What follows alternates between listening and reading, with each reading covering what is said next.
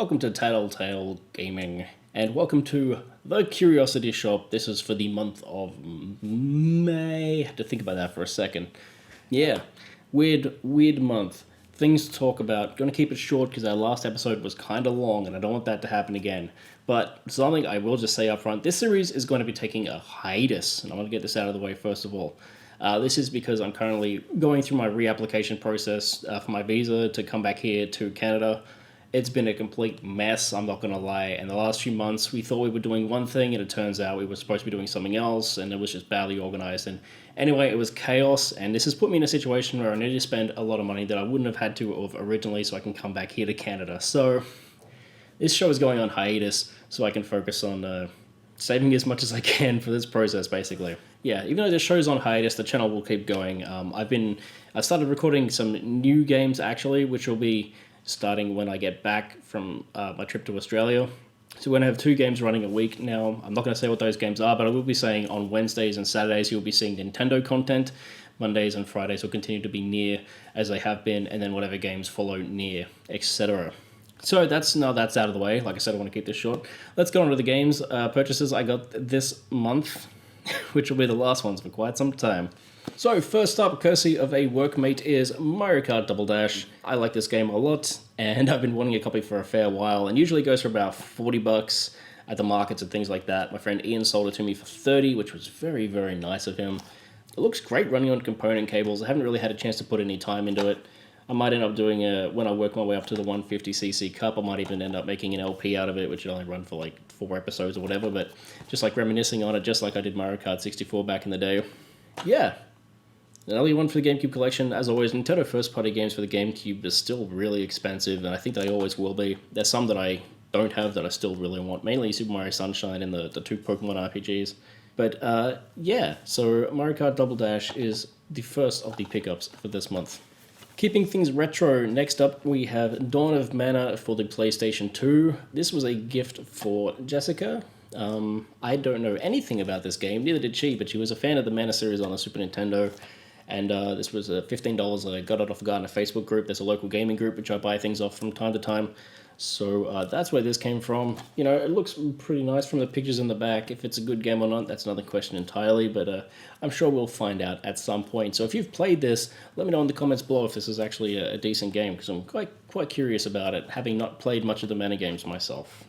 For $2.70 from EB the other day, I picked up Xbox Live Arcade Unplugged, which seems like a bit of a weird pickup, but for $2.70, I mean, you get Jeweled and a whole bunch of other games on here, Geometry Wars, which is awesome, and a few other games like that. I picked up mainly because of the price.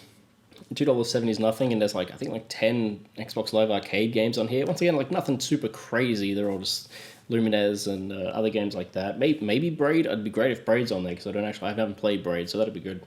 But I'm not actually sure what's on here, but for $2.70, I wasn't going to pass up on it, and I wanted to find out. So, yeah, this is a little bit of a random pickup, this one here. And then last but not the least was the second last Assassin's Creed game I needed for my collection on the PlayStation 3, that being Assassin's Creed Revelations. This was $4.50, which once again, that's a pretty good deal. The only one I don't have now is Assassin's Creed Rogue for the PlayStation 3. Now, in terms of the other games in this series, I'll be picking up Black Flag for the Xbox One, as well as the ones that come after that. But I almost have all of the last-gen versions of it now. It's literally just Rogue that's left. I haven't played any of them yet. I think I played the first Assassin's Creed when it originally came out, and I didn't get far into it. And I've been meaning to revisit the series and play through it in order. Obviously not back-to-back, because I would get burnt out very quickly. But this one's supposed to be the best in the series, from what I was reading, or maybe it's up there with Assassin's Creed 2. Black Flag seems like a lot of people like that too. I don't know, but I know it is one of the better games in the series. So, you know, when I do get around to playing it, I look forward to that. So those are my physical game pickups. The only other thing I got this month, and this arrived in the mail, was this book called You Died. It's the Dark Souls Companion. This is if you enjoyed the Dark Souls games, I highly recommend this book. It covers everything from, there's a big email chain from video game reviewers when the game first came out here, where there was no play guides. These are the reviewers who were trying to play through it blind for the first time, and their email chains are absolutely hilarious. It goes through that, different design elements, stuff about Miyazaki, the creator of the series. YouTube channels like Vardy Video and how those guys started up doing their lore videos, and it covers a ton of topics as well as the game itself, and it's very, very interesting and not quite what I expected, but it's definitely an interesting read, especially if you're into game design philosophy and the way games have affected people or the community around them. Very interesting in that regard. So, yeah, I think this was like $15 and it's shipped in from Scotland. So, if you're a fan of Dark Souls, I highly recommend this book. And that's literally it for this month. I didn't grab a whole lot at all. So, like I said, I'll probably be going back home for 2 weeks in the next 2 months at some point. I don't know when yet. I'm waiting for my visa application to be approved. Once that does, I'll be booking my tickets to go home and then coming back again. It's an expense I wasn't expecting, and it is quite expensive, which is why I'll be putting the show on hiatus so I can focus my money in other areas. Not that I really spent a lot here, evidently. Anyway, this month. But yeah, and that's going to make content a little bit weird as well. So that's why I'm playing through some shorter Nintendo games, and that's going to fill a big buffer. And then hopefully once I've got enough there to last maybe 2 months or 2.5 months, I'm going to do that Nuzlocke challenge of Pokemon Silver, and I want to take a lot of care with it.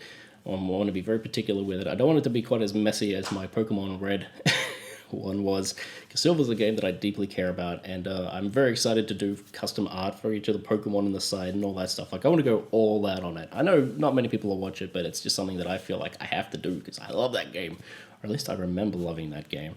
So yeah, sometime within the next 2 months, those Nintendo games will start, but I don't know when, because like I said, want to make sure it's all got to tie in with my visa and all that stuff. So anyway, thank you for joining me. Thank you for following this channel and for supporting me all this time. My views and stuff have been gradually, they've been fluctuating a bit, but I'm slowly getting subscribers, which is fantastic. If this is your first time watching one of these videos, thank you so much for subscribing and for your support. And, if you think your friends will like it, why not show them too? Because, that'd be cool, right? It would be for me. And they'd think you were cool for showing them someone so interesting. Well, actually, no, my videos are mostly pretty dull listening back to them. But anyway, thank you for joining me. I hope you're having a great day and a great week. And I will catch you, well, the next time you see my face, it'll be because I'm back in Canada. And who knows what I'll have to say. So until then, peace out and have a good one. And thanks again for your support.